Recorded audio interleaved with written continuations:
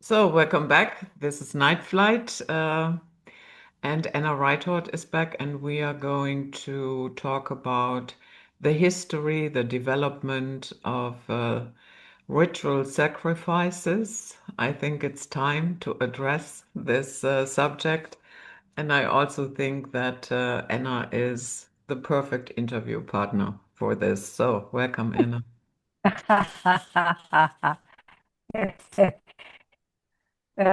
Because of a past life, um, killing babies. Oh, I won't buy that one. No, no, I never said that. No, you didn't say that. I'm just all of a sudden, you're saying I'm the whatever, the ideal person to talk about this. Anyway, Yeah, I think so. um, I'm approaching this. I'm approaching this from the perspective that you already know from my work, which is what the hell is a human being, right? What it is to be a human being. And it's in that process, of course, that in that book, that first book I wrote, Krivda, well, this business of sacrifice runs through the whole sort of history of religion, the religions of gods, and then the gods of money and the gods of science and the gods of medicine and injections and all that kind of thing. So, but now with the work that I'm doing now on the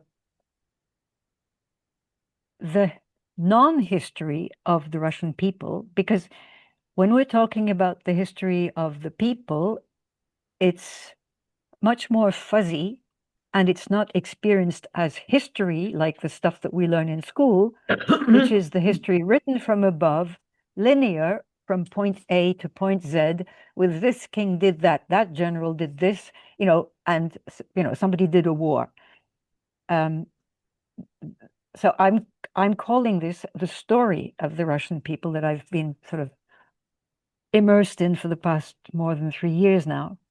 And I keep bumping into this business of sacrifice in connection with,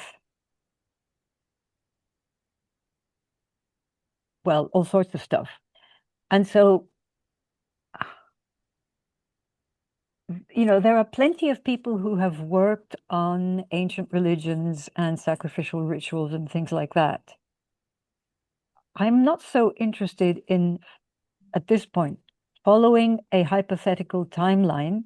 We know what the hypothetical timeline is from, the Babylonian sacrificial rituals through the through the Yahweh story, and then how this transforms into the sacrifice of Jesus. And then we can continue looking at sacrifice, which today has become absolutely terrible, with what's done to kids and to kidnap people and organ trafficking. And on the way, you discover that that wars are a huge sacrifice, ritual sacrifice. Um, Apart from being other things too, money-making machines and things. So, I mean, looking at that sort of timeline, I find it from where I'm working now, I find it more interesting to look at it from where we are now and how we, contemporary people, understand sacrifice. Just to check the kind of assumptions that we make about it. And one of the big assumptions that we make about it is the difference between sacrifice and self-sacrifice. Oh, sacrificing is good if you're self-sacrificing. If you're sacrificing something that is, that you cherish, like your own freedom, and you sacrifice yourself as a good mother, you quit your job and you go and, be a slave to your kids for X years, for instance. Um, I think as modern Western people, hmm, we have very intellectualized ideas about what it is. And I don't think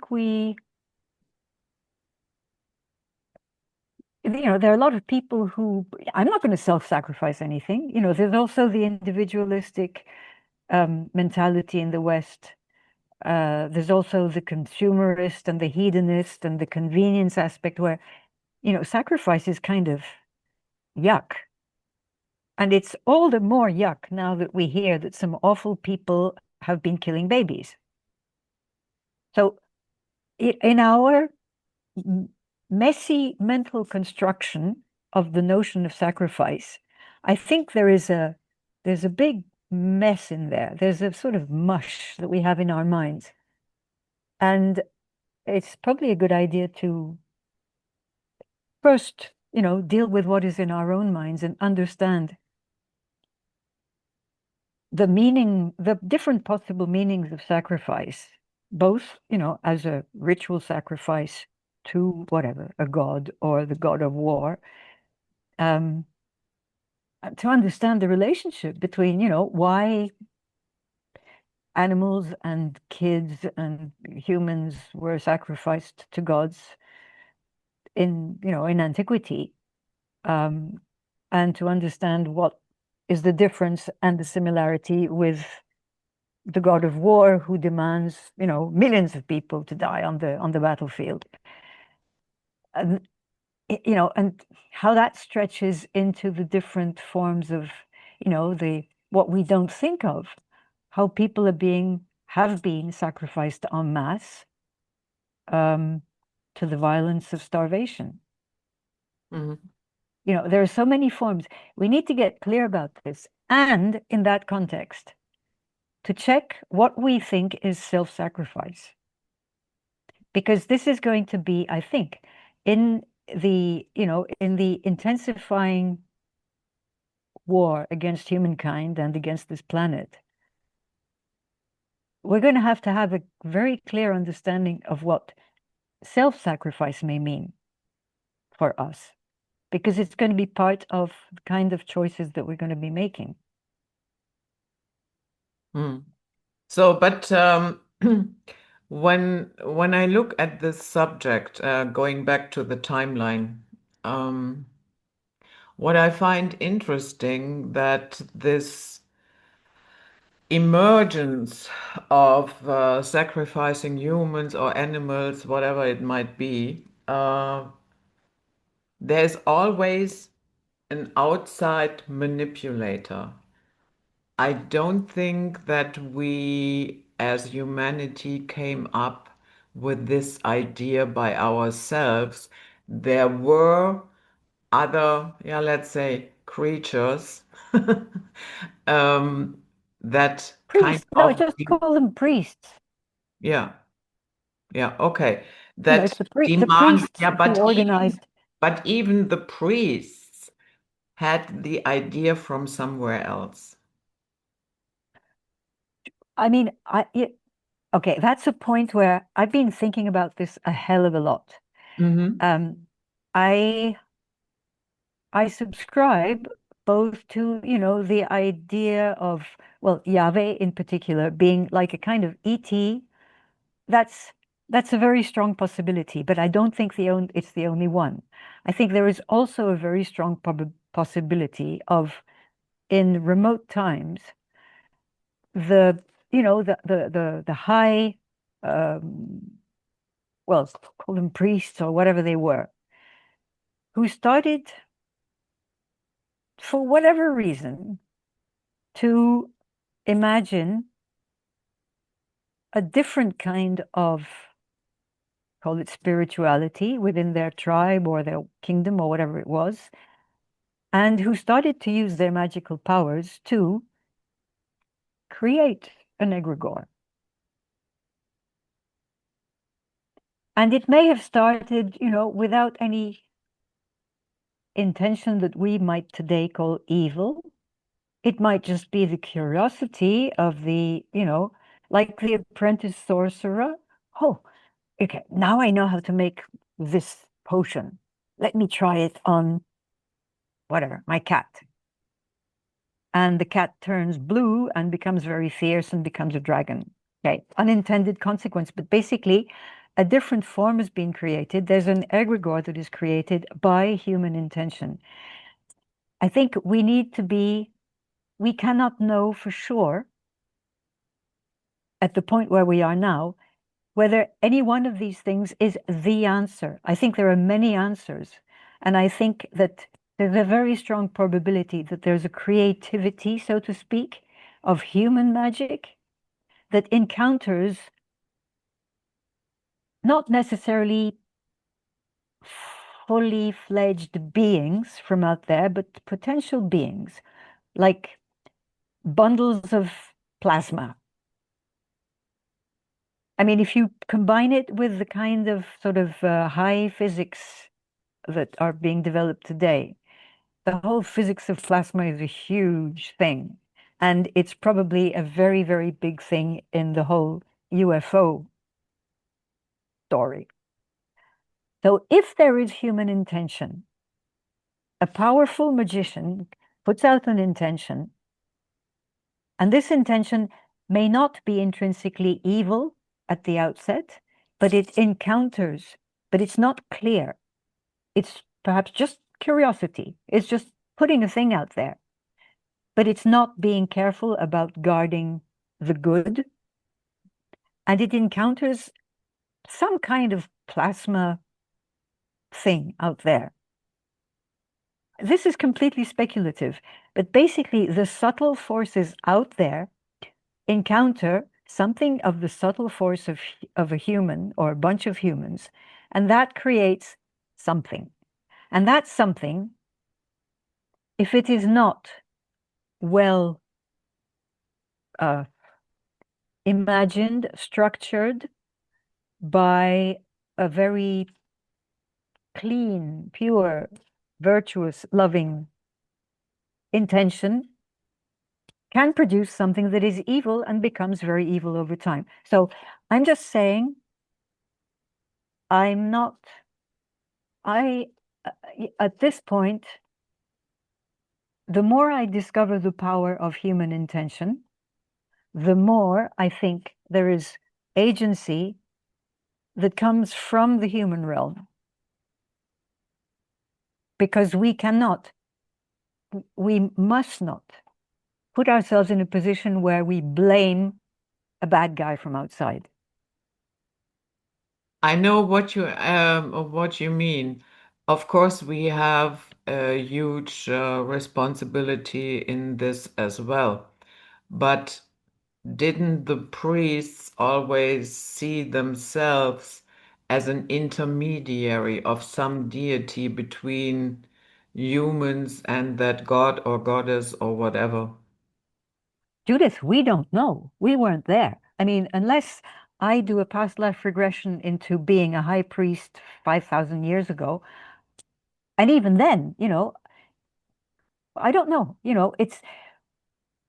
This is, we're really, we're touching a topic where we're at the edge between what we can rationally perhaps not quite nearly know and what is out there and is possible and that we can feel intuitively or with our subtle sensitivity. And this edge is it's extremely rich, but it demands very, very great caution. And I want Judith, let me put in another little thing here about, the business of human agency, the power of who we are and what we do, mostly unconsciously. I've encountered a bunch of, very good astrologers. Hmm. And I've been asking, okay, you're telling us, you draw the chart of the individual and there's the house of this and the planet of that and the constellation of that. Okay. And all this is influences that I'm receiving from outside. Is there anybody in astrology who looks at the influence of Earth on the other planets of the solar system, for instance? Not that I know of. Okay, I have a problem there. Mhm. If Saturn and Jupiter have an influence on us, I tend to think that planet Earth is not a passive little girl, receiving the blessings or the raping from the other guys. Mhm. And whenever I go, Judith, whenever I go into contemplation, what I'm getting is that Earth puts out a hell of a lot. And but it's also because Earth has this population of humans. And we need, of course, we underestimate this because we've always been, um, a large part of us has been consistently victimized, and taught to think of ourselves as being the subjects of a king, the children of a god, but always dependence. We have been prevented from looking at ourselves as, something together with our planet that is actually extremely powerful and may actually be very important for this, solar system and beyond. There are people who say, well, the universe is watching, waiting for to find out what the humans are going to do to solve the problem that they have now because it's going to solve problems elsewhere. So, you know, this is speculative. I can't prove it. Nobody can prove it. But we need to entertain this possibility because otherwise we are limiting ourselves and we are keeping ourselves in the victim, sacrificial victim position in a worldwide situation that demands us to start to be who we really are, to start to discover it, and that's what I call the natural human esoteric, as opposed to the esoteric stuff that we can pick up in books and in all sorts of, alchemical processes, the intellectual esoteric. And I find it way more exciting, but I can't give any final answer. You know, in a way, I'm rather jealous of people like Mauro Bellino, who has this expertise to translate the Bible from, the Masoretic Hebrew version, and to do this word by word translation, whereby we discover that Yahweh was very probably, a sort of lower ranking ET who wanted to conquer a hell of a lot of land and who made his chosen people sacrifice a hell of a lot of other people to the goals of Yahweh the world warlord. That's a nice, tidy explanation. But in this business of looking for there's a culprit who is outside us. Yes, there is a culprit. There are always tons of culprits outside us.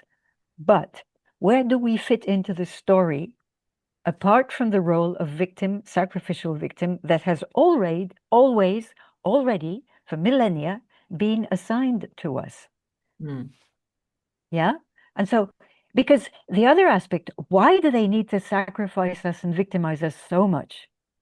Perhaps it's because there is something else in us that they want, that they fear, that they want to neutralize, or they want to appropriate for themselves. Yeah. Um, but for instance, in ancient Egypt, the priests of Amun, I mean, they were extremely powerful. And yes, they absolutely saw themselves as the intermediary. Yeah. And then uh, Akhenaten came along, and then the Amun cult was shunned. Um their power, the power they yielded was gone for a while, and everything then later on, when Akhenaten was no more, was restored to normal, and the Amun priests were in power again. So I would argue that not in the sense that there is no accountability on our side, of course there is, but that at the very least there was a strong influence of other beings wherever they came from, and that are most likely not quite human. That's a very strong probability, and I'm not discarding it. Mm. But when I'm looking at it from my human perspective, and I'm interested in the priestly caste, Mm. okay? Those priests of Amun, I'm discovering I'm actually, receiving proof from the stuff that I'm reading that actually a hell of a lot of priests don't actually believe in the god or gods that they intermediate for. Yeah. Okay? Mm. That's a major thing, but they need to keep up the rituals, the pretense, the thing. Well, at least, when they are doing these rituals and all this sort of, the music and the whatever it is, and the rich, the whatever sacrifices, they're they're keeping up the mythology in their own minds, just enough for them to have enough belief in it to be able to for the show to go on. But there's the large part of them that does not believe in it. They believe in the power that they have accrued by virtue of being these intermediaries with something else that may or may not exist.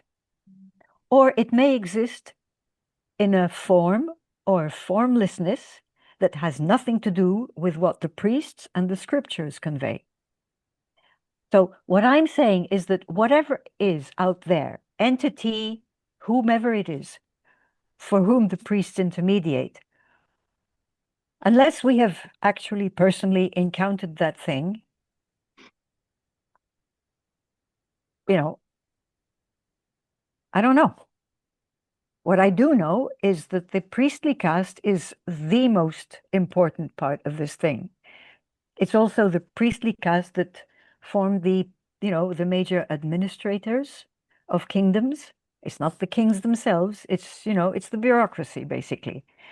So, we look at those, that function in the genesis of what becomes states, empires, and things like that, and the way they maneuver things in religious religion, the religion of, like, what we call gods, or the secular religions that work exactly the same way, of the god of money, the god of war, the god of medicine, what have you. Now the god of AI, and they're talking about the god of AI. Now, okay, if we take AI, artificial intelligence, as it's called, or what I call the techno mind god, I prefer to consider that there is something out there that is a disembodied mind, not like ours, that it is based on what we would call technology, non-organic, non-flesh, well, that it's made of whatever, silica, whatever it's made of. Or that it doesn't need to be made of anything. Basically, it depends on planets and people on planets to give it a material form so that it can operate in the real world, because it is a virtual thing out there. It's real, but it's virtual in its own reality. So that thing, considering what's happening now, I think that God exists. And for you and me, it's not a God, but it already is for a whole bunch of people who are engineers and, the whoever they are, the teals and, the big shots of tech. For them, that really is a God. Oh yeah, So, and, I remember that quote from what's his name, Geordie Rose, when he was standing next to a quantum computer, and he literally said, "It is as if you are standing next to God." yeah. So, I mean, but in fact, Judith, we have before our eyes the creation of a new religion, the creation of a new God. Whether or not this thing, entity out there exists as a separate being, I tend to think that it does exist as a separate being. Is it self-originating from out there? I don't know. Was it created by the crazy minds of, a bunch of humans, or with the help of somebody from some other intergalactic civilization? I haven't a clue. I mean, anybody who speculates about that, I just, for us to be able to tackle the situation that is ours, we need to be able to handle these woo-woo topics at the edge between the woo-woo and where we stand, both with our feet on this earth and with our mind out there. So, you know, putting it all in the field, in the ball camp of the techno mind god or AI god or whatever it is, and the AI god is manipulating everything down here. That's too easy. That means we have no responsibility to ourselves. And, it's it's the easy, it's the uncomfortable, but mentally more comfortable thing of being the victim. And we have had a lot of entrainment into being the victim. So, thinking, okay, I mean, for me, I find it way more interesting to look at these Peter Thiels and Bill Gateses and Epstein's. I mean, all these people who've been involved in that grand conspiracy and considering them to be like the high priests who are manipulating this whole thing to their advantage. Perhaps their strings are being pulled by that thing out there. Perhaps. I mean, I can, in that case, occasionally I go and have a sort of spiritual chit chat with the spirit of AI. I've not done that. And okay, it gives me a little bit of satisfaction on the moment. I haven't a clue. You know, we need to be, if we're going to deal with knowing those things out there, we have to be able to somehow make spiritual contact with them. And that's a whole different field of expertise. And, you've got people who are channelers, and they've been channeling a hell of a lot of stuff that, eh, no, not really. I mean, I've been interested in all sorts of that sort of paranormal stuff. And I've come to the conclusion that, you know, let's look at the magicians. Let's look at the priestly caste. Because they are they are much more the litmus test of what may be real out there or not. And, if the priestly caste, let's assume that there really is that entity out there, whatever the god's name is. And this priestly caste in this particular country does all these rituals and feeds all sorts of sacrifice to that god. By the fact of making the sacrifice, it is giving reality to that god, whether Yeah. that god pre-exists or not. Okay, that's the main thing that we need to be cautious about at this level. Whether a thing pre-exists or not out there, there is something that happens here on Earth that gives it reality. And that's the essence of, the the Christian religion and the savior complex that you hate so much. Yeah, as I said it many times, on the one hand, um, I'm not talking about a Sunday Christian. Yeah, you know what I mean. Yeah, yeah, yeah.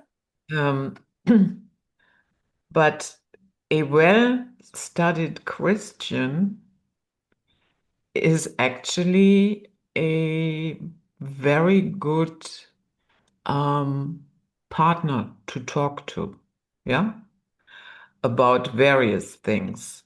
Um, but my biggest problem that I have with Christianity is that it hinges on a human sacrifice. Absolutely. And that, to me, makes it a violent religion. Yes, you're absolutely right. And I mean, why, at the we were not there in the first century, in the time of Christ, was the main thing that the new Christians, it was a liberating thing for a lot of people, in particular for women, because they were completely left outside of, what anything that counted. Was it mainly the message of love, or was it the message of the guy on the cross that was most important for them? I wonder. We don't know. We don't know. But to go to this business of sacrifice, we've got this interesting contradiction in the Bible stories. On the one hand, okay, Jesus is sacrificed on the cross. His father is sacrificing him, uh, allegedly to save humanity. And on the other hand, he is also self-sacrificing. During the Last Supper, he's telling the disciples, eat my body and drink my blood, in memory of me. I mean, he is self-sacrificing. So we've got this contradictory message. A, there's a God Father who is sacrificing his son, and there's the son who is sacrificing himself. This takes us back to this sort of complicated interplay between sacrificing a victim and the person who is self-sacrificing and who is thus not being a victim. Okay, this is the whole business of, victimization, and the taking of life causing death in a way that takes meaning away from the life of the person and gives that meaning, that strength, that energy, that louche to a god, to a priestly caste, to whatever agenda, and the meaning of the individual who self-sacrifices for a cause chosen by him or her, and thus fills the gift of his or her own life, his or her own death, fills it with a completely different energy and a different meaning that can serve whatever, a greater cause, a greater good, or not. I mean, you've got the other extreme of that now with the training of terrorists who are going to, harakiri themselves in the name of something that they have been brainwashed into believing. So, there's a whole spectrum of meanings in this thing. But, basically, if we love someone, our kids, our relatives, our country, our students, there's a part of us that is spontaneously going to self-sacrifice. Mm-hmm. But why should we call this sacrifice? Why should we use the same word as sacrificing a victim? Why the same word? I've got a problem in terminology there, because Any idea how you would call it? uh, no, we don't have a word for it. Yeah. Perhaps in ancient cultures, before they invented sacrifice of victims to a god, perhaps ancient cultures had a word for it, or perhaps it was just so normal for humans to do stuff for other humans that it didn't need to have a name. But with the introduction of the concept of and sacrifice, there's this very brilliant French philosopher, René Girard, who has written a hell of a lot about in particular around the business of Jesus being sacrificed. His great theory is around the topic of the scapegoat. And the scapegoat is the ideal victim for a sacrifice to resolve the problems of a community, a country, a religion. You put all the blame for the shit that's happening onto the scapegoat, sacrifice the scapegoat, In that way, the scapegoat takes upon him or herself all the sins of the community or the religion. That's exactly what, Jesus was appointed to do as the Lamb of God. Um, so, I mean, René Girard's work is really very, very important to understand, the ingredients of this concept. And it's through René Girard that I became aware of the etymology of sacrifice, sacrum facere. That means to make separate. You take a space out of the area of a town or a village, and that's where you're going to build a special separate thing. There's going to be the temple, the abode of the god, separate from the rest. Whereas in indigenous cultures, you don't need to build a temple. You've got a particular tree that is so magnificent and vast that it is a natural place to be with the spirits of nature. And you don't necessarily need to worship them. You just need to be there with them, to communicate with them. So once you have a separate place, you've built your separate house of the gods, then you're going to start making separate certain people who will become the staff of this temple, house of the gods. And you're going to start separating certain animals, those that are all black or all white or all red, and you'll be feeding them very, very well to be able to sacrifice to the god. You will make them separate from the herd of whatever, pigs, cows, bulls. And you're going to perhaps also make separate, a beautiful young maiden, a handsome young boy, for a human sacrifice. You make everything separate from the rest of life. Mm. Whereas in indigenous cultures, there is the world of spirits, which is not separate from this world, except, everybody has some kind of communication with the spirits in everyday life. But when they've got special cases of really something, serious, that's when you need to have the shaman who has the training to be able to hold the energy of doing a shamanic journey or of having, a really tough negotiation with this or that spirit.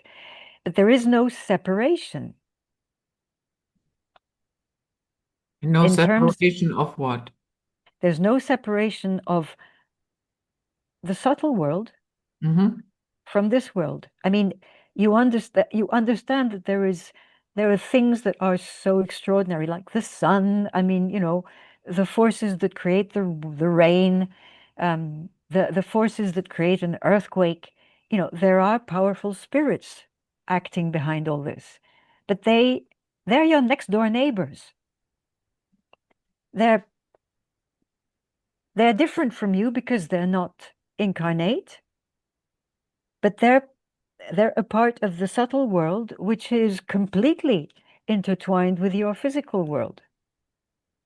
So there's no separation that is created to make them separate from the human world.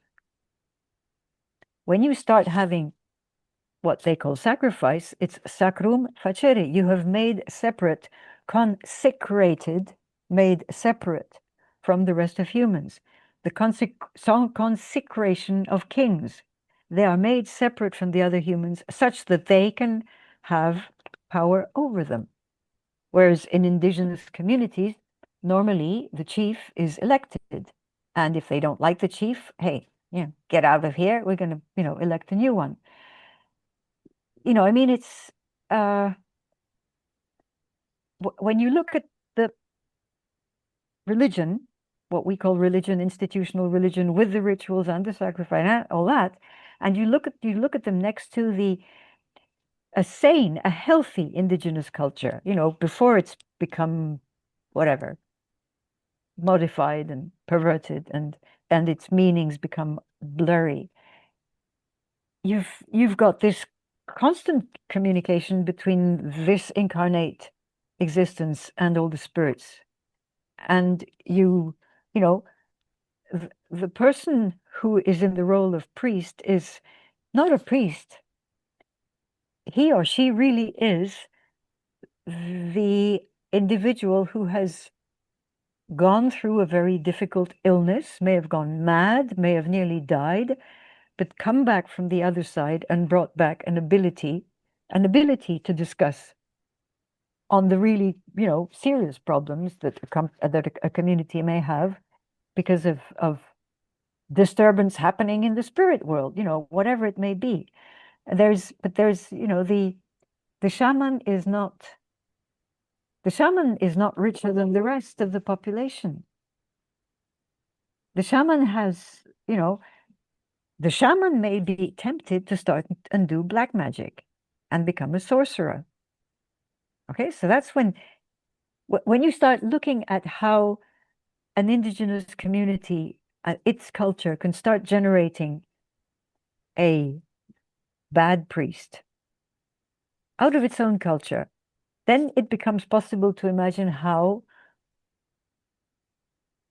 priests invented religions where they would be the intermediaries between the humans and the gods that only they know. That's the other thing. Only they know this God. I mean, if God or whatever it is absolutely real and has created everything, including us, then we should be able to feel that, the reality of it as we feel the reality of the spirit of wind when we're in a storm. I mean, it should be as real as that. Objectively, not just because we believe in God. I'm Mm. sorry. I'm going in all sorts of directions, but I'm just, it really is a very, very complex topic. And Mm. so, being clear about this etymology, sacrum facere, with this making separate, well, there's all sorts of consequences that come out of that.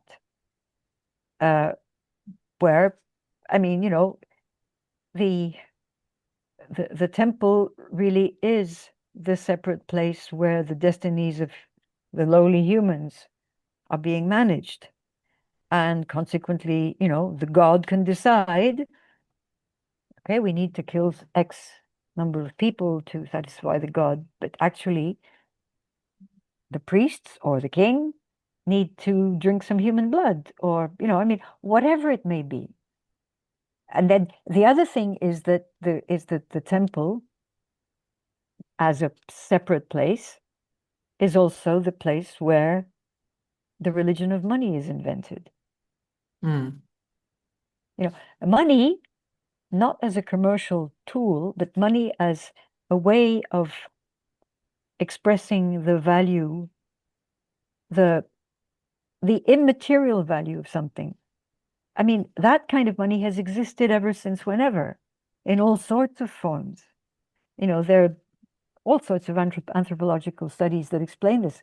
And they have no need for commercial money that measures, okay, 2 days of work that you provide as a carpenter is worth the same amount of money as 5 days of my work as a farmer. I mean, okay, this is it's completely arbitrary. And, reducing the immensity of the talent, the skills, the effort that goes into doing this or that, or not doing this or that, you know, uh, making everything measurable by that common denominator in quantifiable terms. I mean, that's another way of making separate. Whereas, if you make a beautiful table for me and I produce, the most wonderful fluffy flour for you to make your beautiful bread from, well, it can never be equal. But it's, what you've done for me is absolutely fantastic, and what I've done for you is absolutely fantastic. And that's the way it should be.